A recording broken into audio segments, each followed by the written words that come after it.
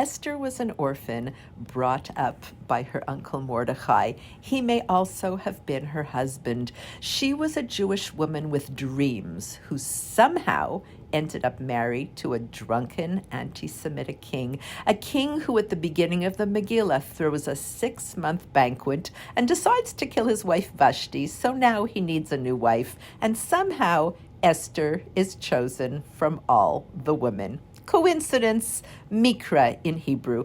Change the letters around and you get rak mi Hashem, only from Hashem. Mordecai showed up every day for 9 years outside the palace to show her that she was not alone. During the story of Purim, Esther found out that she was in the middle of a drama and who she thought she was not the role she was being asked to play. Mordecai tells Esther, you have 2 choices. You can save yourself and stay safe and live a good life in the palace and be written out of history, or will you help the Jewish people? Relief and rescue will arise from for the Jews from another place. Hashem will save the people. Will you be part of it? And who knows whether it was just for such a time as this that you attained the royal position. Do you know that Esther was 75 years old when she went to the king to beg him to save her people? She had just fasted for 3 days. Can you imagine what she looked like? This woman walked into the darkness and transformed the darkness into light. La Yehudim haita ora v'simcha v'sason v'ikar ken tiyeh lanu. For the Jews there was light and joy, gladness and honor. So let it be with us. We say this at the end of Shabbat during Havdalah. The Jewish people were saved, yet there was no fairy tale happily ever after ending for Esther. Esther was married to a man she never would have chosen.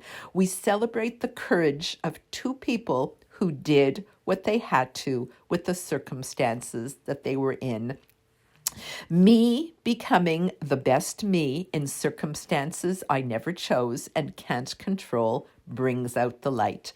Chapter 22 of in Tehillim is about Esther. For the conductor on the Yayelet HaShachar, this is the darkest time of the night, right before the sky gets light.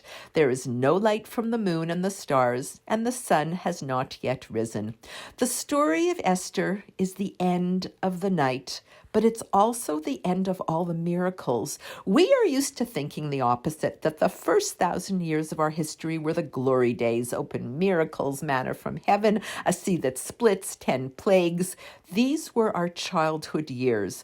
Purim, we shifted into adulthood. This is the dawn. No more open miracles, not because Hashem has lost faith in us, but the opposite.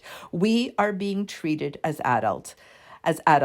Hashem is behind the scene as we navigate into adulthood.